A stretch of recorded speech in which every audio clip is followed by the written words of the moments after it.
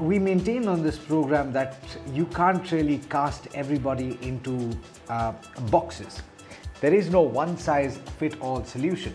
There is context, and while the problems that you might face in terms of the managing of your money may be equal, the exact context will be different for every individual.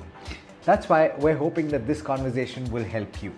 We're speaking about people that are planning to start their own businesses. There are a lot of stories that have emerged over the course of the pandemic of people losing their jobs, but using that as an opportunity to start up something by themselves, to bring money home to their families.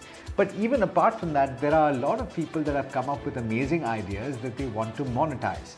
We're going to speak about how you can make that transition, how you should ideally make that transition. Joining me now to speak about this is PV Subramaniam, who is the Chief Executive Officer of Subramani.com. Thank you so much, PV, for taking the time. What's the first thing that you would say to somebody who's contemplating this? It's a big shift. So my first thing would be don't. Because what happens is people have very exaggerated views about their own skills. Right? So if you're a good cook, it does not mean you'll be able to run a good restaurant. Because how you make the food, how you pack the food, how you will deliver it, all that matters. And today, food business, for example, is extremely competitive. You make idlis for 25 rupees a plate, there is somebody else willing to make it at 22 rupees a plate. And India is a VFM market. So it's going to be very difficult. So first, don't be in a hurry to do it. When you have an idea, put it down on paper, put it in Excel sheet, see how it works, try testing the market, and then go about launching it. So first thing would be very careful about what you're doing.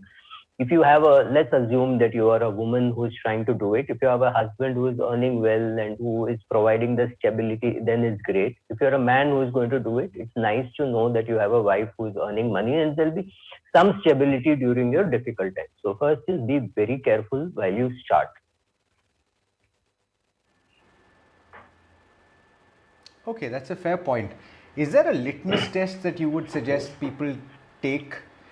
Because like you were saying, it's a pretty precipitous fall if you fail, right? Because you don't really have a safety net in that case. How do you manage that? Alex, it depends on the community to which you belong. Suppose you belong to a community where if you fail in your business, your family says, oh, Alex failed, then you should not do business. If you are in a community where if you do one business, your mother says, oh, that textile business failed, so now he is going to do hotel business, then they look at it as business failure and not as your failure. So look at your community, look at yourself. Last 3 generations have been employed. Very difficult for your family to accept that you will do business. So they'll start saying right from day one, why should you leave this 20 lakh rupee job, 30 lakh rupee job, whatever you have. So there will be a lot of naysayers for you. Make your surroundings very positive. Let it be, people saying, Arey yaar, you don't take risk at 22 and 32. When will you take? Will you take it when you're 82? You won't be able to take. So go ahead, go have fun, that kind of a thing. So the question is, what is your family environment? So if your wife does not want to, if your parents don't want you to, don't do it. They will all add to your stress tremendously if you go through bad times. Okay. But if you've made up your mind, PV, and if the environment is supportive, if your family is supportive, what advice would you give to people on the monetary side of things? On the monetary side of things, what do they need to have in terms of a checklist or in terms of a grounding?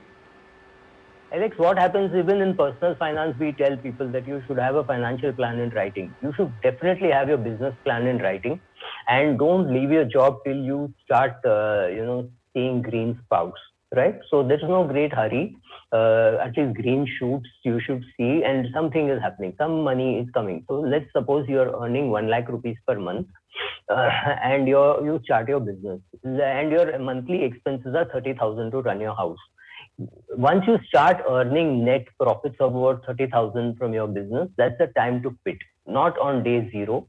You don't need to, right? You can start your business, do it as a side business. It will be very hard work. There'll be a lot of hard work, but don't be in a hurry to leave your job. Leaving the job is very easy, and it's, maine naukri chhod diya kind of stuff. but wait for the cash flow to ring in from your business, and things could go wrong. Some deaths in the family, some deaths in the business partner. So if you were a partner, if you had a partner who was going to do all the sales and you were going to do the back end, if he backs out or if she backs out, so don't be in a hurry to quit your job. Once the green shoots you can see, then take 3 months chutti. Tell your boss that मैं 3 महीना छुट्टी पे जा रहा हूँ. I'm not well. I'm going to do something. I'm going to experiment. Don't quit your job. Don't be in a hurry to quit your job. That's very easy, especially if you have a skill which is not too great and you can't get a job elsewhere. Then be very careful before you quit. Start seeing the green shoots and then quit. Take chutti and do it. It's perfectly possible today with and work from home kind of environment. Take chutti and start doing it. Okay, that's a fair point. In fact, to be absolutely sure, in terms of how you need to prepare, okay, so you've said that don't be in a rush. So you can use that time, PV, to set the foundation that you would need, right? To set that safety net, so to speak. But would you say that an emergency fund that you build over a period of time needs to be much larger if you are contemplating a business, and how much should you ideally have? Yeah, see what 2-3 things will happen. One is you will not have income. That is very clear that you will not have any business income. So you will not have your salary. So your next, say 1 year's expenses, including your housing loan, EMI, whatever, all that has to be provided for.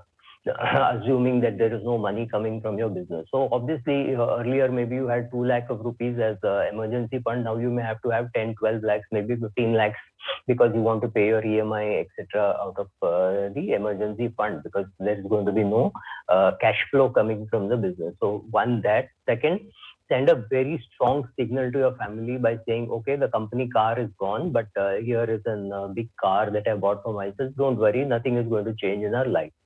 If you need to take a vacation, take your vacation, be done with all that, and send a signal that, yeah, I know I'm going to do business, but that does not stop me from taking my regular vacation.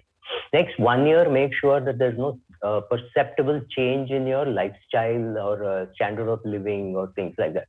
So yes, you need an extra cash flow. And very importantly, if you are used to working in a very big company, your company has provided you for medical for you, your family, maybe your in-laws and your parents, everybody.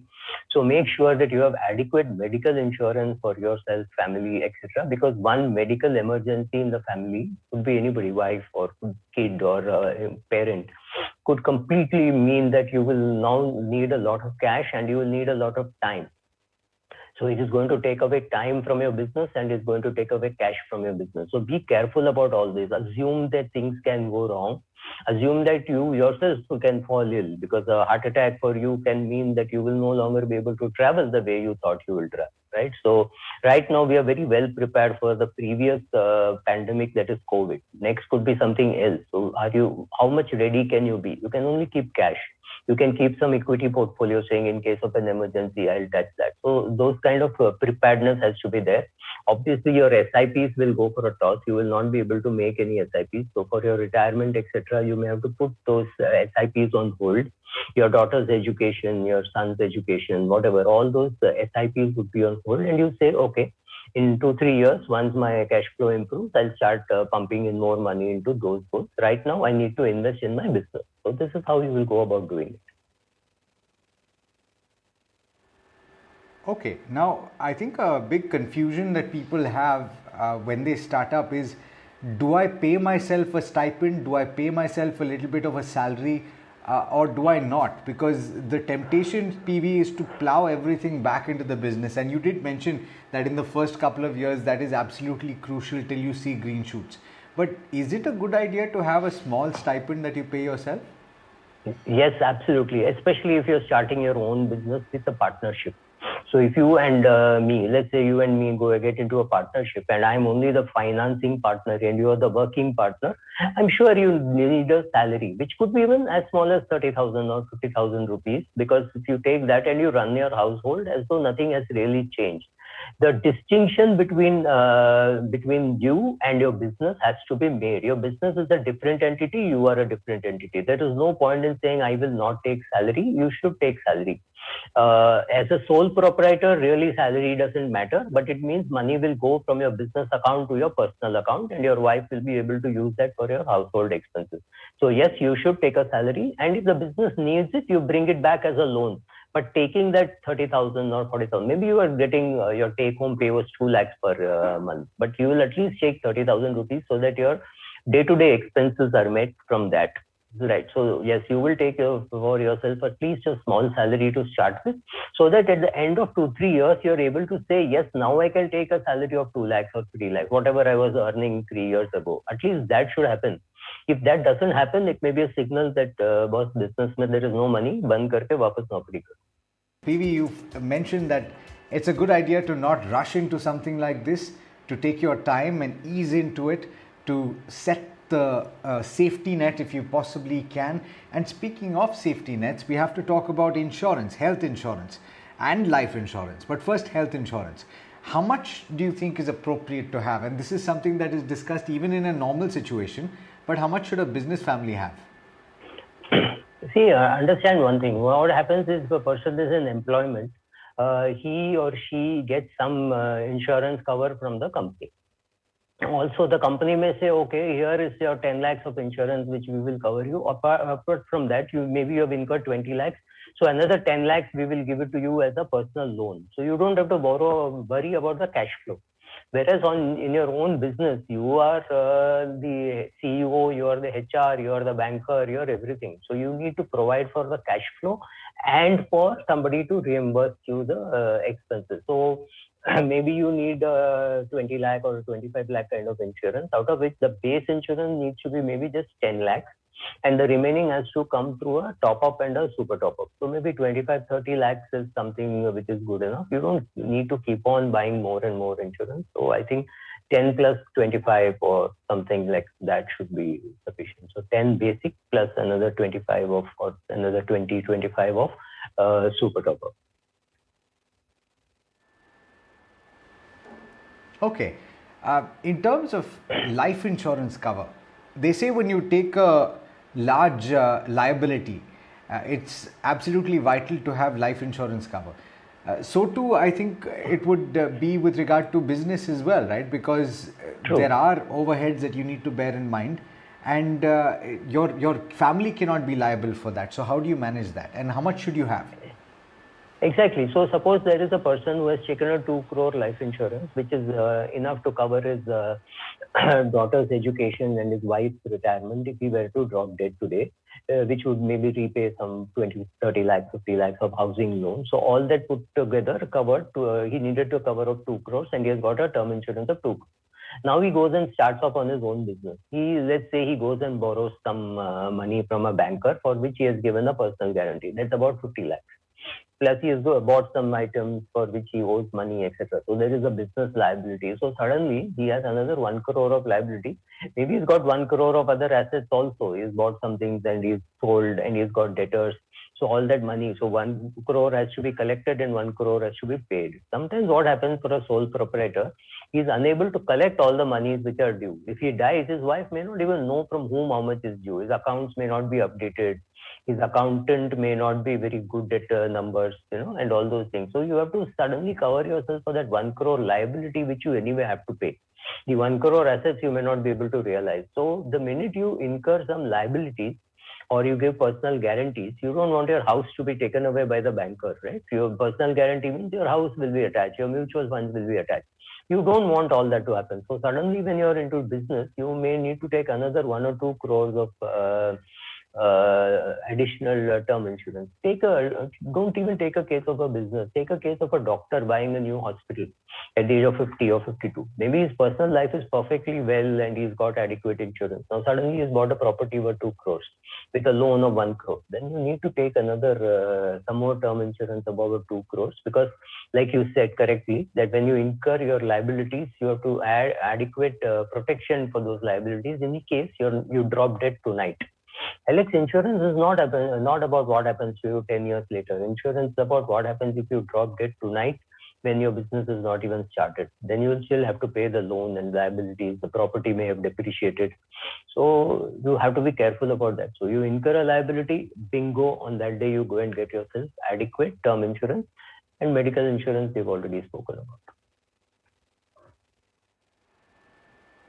Absolutely. And we've spoken about all of the aspects, PV, with regard to starting up and everything that one needs to bear in mind. If anybody is listening in, PV, who is contemplating this, I think on behalf of you, of course, and on behalf of the entire team, wish you all the best and hope this conversation helped you. PV, always a pleasure speaking with you. Thank you so much for taking the time. My pleasure, Alex. Thanks for having me.